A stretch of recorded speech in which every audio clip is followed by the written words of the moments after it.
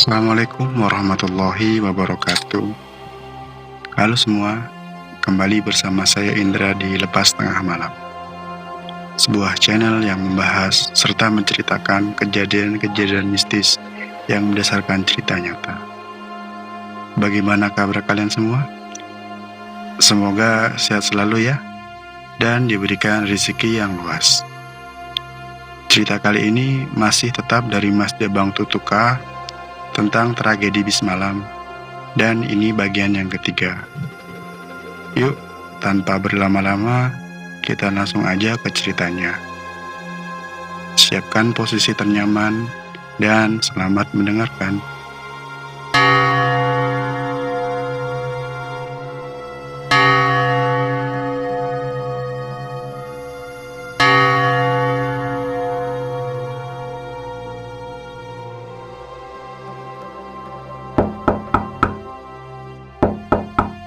Assalamualaikum. Tak lama si bapak pemilik rumah pun keluar. Oh iya, silakan masuk Kang. Kok basah kuyup gitu? Tanya bapak. Iya Pak, tadi di jalan saya kehujanan, jawabku. Waduh, bawa baju ganti gak Kang? Kalau gak bawa, biar pakai baju saya aja, biar gak masuk angin, kata bapak itu. Gak apa-apa Pak, kalau boleh saya pinjam handuknya aja, jawabku kembali. Kok sendiri Kang? Nanti bawa motornya gimana? Tanya bapak lagi. Iya, saya hanya mau mengambil barang saya yang tertinggal di dalam jok motor saya. Jadi motornya saya titip dulu di sini ya Pak. Karena saya harus langsung pulang lagi ke Bandung Pak, jawabku. Walah, memang penting sekali ya Kang barangnya. Sampai harus diambil malam ini juga, kata bapak. Iya, ini mas kawin adik saya. Dia mau menikah. Aku pun sedikit berbohong sama bapak itu. Karena jika aku berkata jujur, aku khawatir bapak itu jadi mikir aneh-aneh terhadapku. Si bapak pun berkata, oh iya udah, silahkan. Kalau mau ambil barangnya. Tapi Kang, tadi saat maghrib ada yang aneh sama motor itu. Aneh bagaimana Pak? Tanyaku penasaran. Jadi tadi saya melihat ada wanita di dekat motor Akang sambil menari-menari jaipongan, jawab Papa.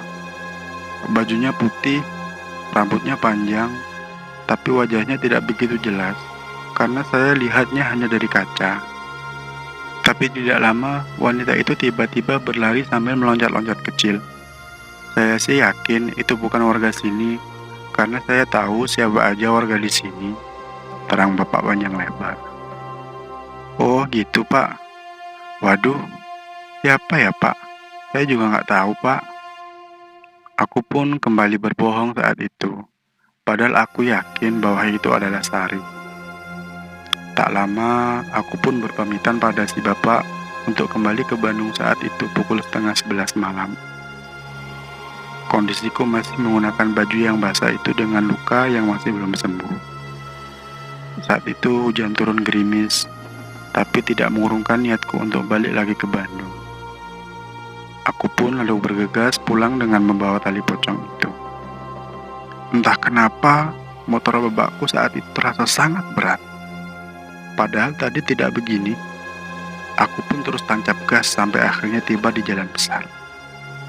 Ketika aku sudah masuk di jalan besar, pengendara lain seperti aneh melihatku. Apa mungkin kondisiku yang basah kuyup ini ya? Tapi kan ini memang hujan. Tak banyak juga ada yang seperti ketakutan. Aku semakin bingung dan ditambah kondisi motorku seperti ini. Kalau kayak gini caranya sih bisa sampai 5 jam nyampe Bandung. Begitu pikirku. Benar aja, jam 1 malam aku masih di perjalanan dan belum sampai rumah. Posisiku saat itu ada di Jalan Jatinagor. Jalanan saat itu sangat sepi karena memang kondisi saat itu hujan dan memang karena ada wabah corona. Jadi tidak banyak orang yang beraktivitas pada malam hari. Dan ketika aku sedang fokus mengendarai motorku, tiba-tiba ada sebuah motor menyalip dengan kencang sambil berteriak, "Kang, itu penumpangnya berdarah." Sontak, aku pun mengerem mendadak motorku dan berhenti di samping jalan. Menengok ke kanan ke kiri, mencari apa yang dimaksud pengendara motor tadi. Karena memang aku sedang tidak membonceng siapa-siapa. Aku pun berpikir kalau orang yang berteriak tadi adalah orang iseng yang mau mengerjaiku. Akhirnya, aku pun melanjutkan perjalananku dengan motor yang masih terasa sangat berat dan masih diguyur hujan yang masih tidak berhenti. Ketika sesampainya di daerah Cilenyi, aku memutuskan untuk berhenti sejenak karena lelah dan rasa ngantuk yang sangat hebat. Aku pun melihat posko ojek dari kejauhan dan ada 4 orang ojek yang mangkal di tempat itu. Ketika aku semakin mendekati posko ojek itu, pandangan para tukang ojek tiba-tiba melihat ke arahku. Pandangan mereka seperti serius melihatku. Dan ketika aku semakin dekat dengan poskonya, tiba-tiba para mamong ojek itu seketika lari terbirit-birit. Dan hanya ada satu saja orang yang tersisa tetap tinggal di sana. Aku pun bingung, kenapa mereka tiba-tiba lari terbirit-birit. Ketika aku sampai di posko itu, aku pun menyetandarkan motorku. Dan satu orang mamang ojek itu sudah berdiri di hadapanku sambil berteriak, "Pergi kamu!" Aku yang semakin bingung, kenapa bapak itu tiba-tiba mengusirku. Aku pun kembali menyalakan motorku, lalu tiba-tiba tanganku ditahan oleh bapak tersebut. "Diam dulu kamu di sini, jangan kemana-mana, Kang." Aku jadi semakin tidak mengerti. Baru saja bapak itu mengusirku, sekarang dia menahanku untuk tetap tinggal. "Kamu turun dulu, duduk dulu aja di sana, Kang," sahut bapak ojek itu sambil menunjuk ke arah kursi di posko. Aku pun lalu melangkah dan duduk di kursi yang si bapak ojek itu tunjukkan. Tak lama, si bapak itu pun menghampiriku dan ikut duduk bersamaku. "Maaf, Kang, tadi saya bukan ngusir Akang, tapi saya ngusir makhluk yang dibonceng Akang." "Hah? Yang mana, Pak? Perasaan saya tidak bonceng siapa-siapa," jawabku. "Kamu memang tidak membonceng siapa-siapa, tapi ada makhluk lain yang mengikutimu," jawab tukang ojek. Sontak, aku pun kaget mendengar perkataan bapak itu. Aku pun penasaran dan menanyakan sosok apa yang sudah mengikutiku. "Memang makhluk apa, Pak, yang sudah mengikuti saya?" tanyaku. "Tadi ada wanita berbaju putih, rambutnya panjang, dan dia berdiri di jok belakang kamu. Matanya sambil melotot ke arah kami. Makanya teman-teman saya pada lari." Aku pun lemas mendengar ucapan si bapak itu. Tak habis pikir, ternyata sosok Sari masih mengikutiku. Tak lama, si bapak menelpon teman-temannya yang lari tadi, lalu mereka pun berkumpul kembali. Tatapan mereka sangat aneh melihatku, seperti banyak pertanyaan yang ada di kepala mereka yang ingin ditanyakan kepadaku. Dan benar saja, mereka pun langsung menghujaniku dengan beberapa pertanyaan. "Kamu tidak berasa, Kang, tadi ada yang ngikuti?" tanya para mamang ojek. "Tidak, Pak. Tapi memang motor saya dari tadi terasa berat sih, Pak. Dan tadi di jalan memang ada yang meneriaki saya kalau ada yang dibonceng sama saya itu sedang berdarah. Tapi ketika saya melihat ke belakang, nggak ngelihat apa-apa," jawabku. "Wah, hati-hati aja, Kang. Takutnya bikin celaka Akang nantinya." "Sudah, istirahat dulu aja, Kang, di sini sampai terang. Nanti baru lanjut lagi jalannya." Aku pun hanya membalas ucapan mereka dengan senyum, karena jujur saja aku memang harus buru-buru sampai ke tempat sari. Saat itu pukul 2:30 subuh, dan aku merasa tubuhku sudah kembali segar dan sanggup untuk melanjutkan perjalanan. Aku pun berpamitan kepada para mamang ojek di situ untuk melanjutkan perjalanan. "Pak, saya lanjut jalan dulu ya. Terima kasih atas tumpangannya," kataku. "Mau kemana? Sudah, diam dulu saja di sini. Ini masih gelap dan hujan pun belum berhenti. Nanti kamu ada apa-apa di jalan," jawab bapak ojek. "Gak apa, Pak. Bismillah, saya sudah segeran kok. Tadi memang sangat mengantuk, makanya saya berhenti di sini," jawabku. "Ya sudah kalau begitu. Hati-hati ya, Kang. Jangan ngebut," balas bapak ojek sambil menatapku secara khawatir. Aku pun lalu berpamitan dan kembali tancap gas. Anehnya, saat itu aku tidak kembali merasakan berat pada motorku. Motorku kembali normal. Aku pun lalu tancap gas sedikit nyumbut. Baru saja jalan sekitar 10 menit, di daerah Cibiru tiba-tiba ada seorang wanita berpakaian putih menyeberang jalan tepat di hadapanku. Dengan berbaju putih dan rambutnya yang panjang. Sambil menengok ke arahku dengan tersenyum dan matanya yang melotot. "Sari," ucapku dalam hati. Sontak aku pun menekan rem motorku dan brak! Aku dan motorku pun terpelincir jatuh karena kondisi jalanan saat itu basah dan masih diguyur hujan. Aku pun tidak sadarkan diri saat itu. Ketika aku terbangun, aku baru sadar bahwa aku sudah ada di rumah sakit. Dan ketika aku menggerakkan badanku, tubuhku seperti hancur dan sangat sakit tak tertahankan. Aku melihat tangan dan kakiku sudah dibalut oleh perban. Kepalaku sangat pusing. Aku mencoba mengingat apa yang telah terjadi. Suara tangisan orang tuaku pun terdengar saat itu. Mereka memegangi telapak tanganku sambil mengusap dahiku. "Sudah, kamu jangan banyak gerak dulu ya," kata ibuku. "Iya, Bu. Aku kenapa kok bisa sampai gini, Bu?" tanyaku. "Kamu jatuh dari motor. Kaki, tangan, sama kepalamu itu cedera. Kamu habis dari mana memangnya? Kok subuh-subuh ada di daerah Cibiru?" tanya ibu. Aku pun terdiam dan mulai mengingat kejadian subuh itu. Aku baru ingat kalau aku terjatuh dari motor karena aku melihat sosok Sari melintas di hadapanku saat itu. Aku sudah dari rumah temanku, Bu," jawabku terbata-bata. Aku terpaksa berbohong kepada ibu karena aku tidak mau melepaskan mereka. "Ya sudah, kamu istirahat dulu ya.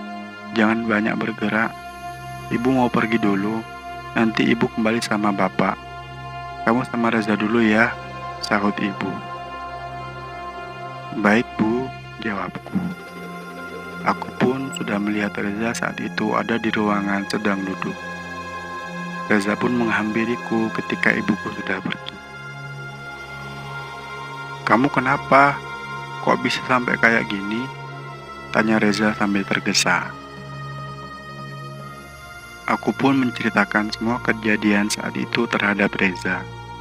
Dan aku juga meminta maaf terhadap Reza karena aku telah berbohong saat itu bahwa sebenarnya aku tidak pulang ke rumah. Aku pergi ke Jadas Pangeran untuk mengambil tali itu. Reza hanya menggeleng-gelengkan kepalanya sambil berkata, "Kok kamu nekat sih? Kenapa kamu nggak bilang aja? Kan aku bisa menemanimu." "Aku tidak enak, Zah. Sudah banyak aku merepotkanmu," jawabku. Aku pun tersadar dan ingat bahwa tali itu masih ada di dalam jok motorku. "Motorku gimana, Zah?" tanyaku. "Aku belum dapat info seputar motormu. Terakhir sih aku tahu kalau motormu dibawa polisi," jawab Reza. "Walah, Zah, tali itu masih ada di dalam jok motor," kataku. Aku pun meminta tolong Reza untuk mencari keberadaan motorku dan mengambil tali itu. Akhirnya, Reza pun pergi untuk mencari info keberadaan motorku. "Ya sudah, aku tinggal dulu ya.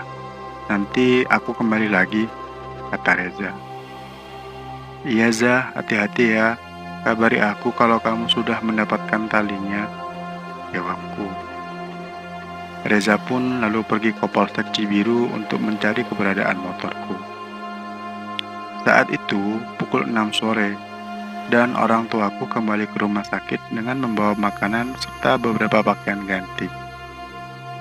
Tak lama, keluargaku pamit untuk pergi sholat maghrib dan nanti akan kembali lagi, kata mereka.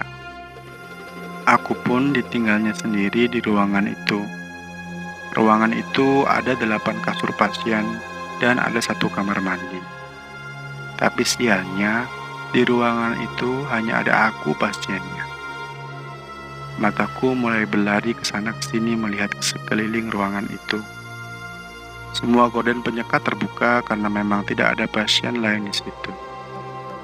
Jujur, aku paling malas dengan suasana rumah sakit, apalagi dengan baunya. Karena baru kali ini aku merasakan dirawat di rumah sakit. Aku ditempatkan di posisi ranjang paling pojok. Ada 8 ranjang, masing-masing ada 4 ranjang dalam satu barisan. Jadi 4 ranjang itu saling berhadapan. Suara langkah sepatu perawat menambah suasana rumah sakit semakin horor. Sampai akhirnya, suara pintu mengagetkanku yang ternyata keluargaku telah kembali ke ruanganku. "HP ku ada di mana ya?" tanyaku pada ibu. "Oh iya, ini HP-mu," jawab ibu. "HP ku sudah sedikit retak karena akibat kecelakaan itu. Tapi untung masih bisa berfungsi dengan baik." Aku melihat ada 10 panggilan tak terjawab dari Reza. Aku pun cepat-cepat ngechat dia untuk menanyakan kabar tali itu. Karena aku tidak berani menelepon, khawatir keluargaku tahu tentang kejadian itu. "Za, gimana talinya? Udah dapat?" tanyaku dalam chat. "Dapat, tapi ini ada masalah," jawab Reza. "Masalah apa, Za?" tanyaku kembali. "Sudah, nanti aja aku cerita. Nanti aku ke rumah sakit ya, jam 9 malam. Sekalian aja aku mau nginap di sana. Kasihan biar orang tuamu pulang." Aku pun menyuruh keluargaku untuk pulang ke rumah malam itu. Karena aku bilang bahwa Reza akan menemaniku di rumah sakit malam itu. Akhirnya sekitar pukul 21.30, Reza pun datang. Dan sebaliknya, keluargaku pun pamit untuk pulang. Dengan ada sedikit panik, Reza pun menceritakan tentang di mana tali itu berada. "Gimana, Za? Ketemu talinya?" tanyaku. "Ketemu, tapi... Tapi apa, Za?" tanyaku cepat. "Talinya ada di polisi. Polisi menemukan tali itu di jok motormu dan menyimpannya. Katanya polisi juga akan datang ke sini untuk meminta keterangan tentang tali itu sama kamu," jawab Reza. "Mereka curiga kalau kamu telah menggali tanah kuburan seseorang dan mengambil talinya untuk jimat." Kepalaku semakin pusing. Aku memikirkan harus menjawab apa kepada polisi nanti jika ditanya tentang tali itu. Karena jika aku menceritakan kejadian sesungguhnya, mereka tidak mungkin akan langsung percaya. Mana keadaanku lagi seperti ini? Mana mungkin juga aku bisa sampai pergi ke Ciwidey mengantarkan tali itu kepada keluarga Sari. Reza pun menyarankan agar aku berkata sejujurnya kepada polisi. Dan untuk pengantaran talinya, agar minta diantar sekalian juga sama polisi. Dan aku pun mengiyakan saran dari Reza. Malam itu pukul 11:30 malam, aku melihat Reza yang mulai ngantuk tertidur di lantai rumah sakit di samping kasurku dengan beralaskan karpet tipis. Mataku yang masih segar hanya bisa memainkan HP-ku sambil chat dengan pacarku Ayu. Lampu ruangan mulai diredupkan. Hanya ada kami berdua di ruangan itu, diiringi bau rumah sakit yang khas dan langkah suara perawat yang membuat suasana malam semakin mencekam. Sampai akhirnya, ketika pukul 12:30 malam, tiba-tiba HP Reza berbunyi dan Reza pun terbangun dari tidurnya. "Aku harus pulang dulu sepertinya," kata Reza. "Loh, ada apa emangnya, Za?" tanyaku dengan nada cemas. "Nggak tahu nih, aku disuruh pulang sama bapakku. Kelihatannya sih penting," jawabnya. Aku pun menarik nafas panjang dan membuangnya, karena tahu aku bakalan sendiri malam itu. Jujur, aku sangat takut di rumah sakit itu. Tapi ya mau bagaimana lagi? Reza juga kan punya urusannya sendiri, dan apalagi ini urusan keluarga. Dan akhirnya Reza pun berpamitan kepadaku untuk pulang malam itu, dan berjanji untuk kembali secepatnya jika urusan telah selesai. Dan akhirnya Reza pun berpamitan untuk pulang malam itu, dan berjanji akan kembali secepatnya ketika urusannya telah usai.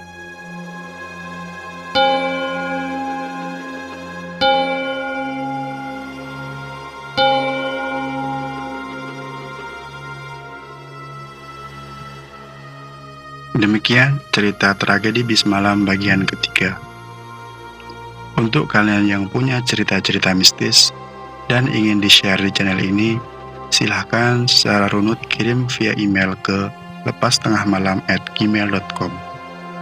Dan untuk kalian yang suka mendengarkan cerita-cerita mistis, langsung aja subscribe channel ini, karena kita akan selalu mengupdate cerita-cerita menarik lainnya. Nyalakan juga loncengnya, agar kalian gak ketinggalan cerita lain dari Lepas Tengah Malam. Terima kasih. Wassalamualaikum warahmatullahi wabarakatuh.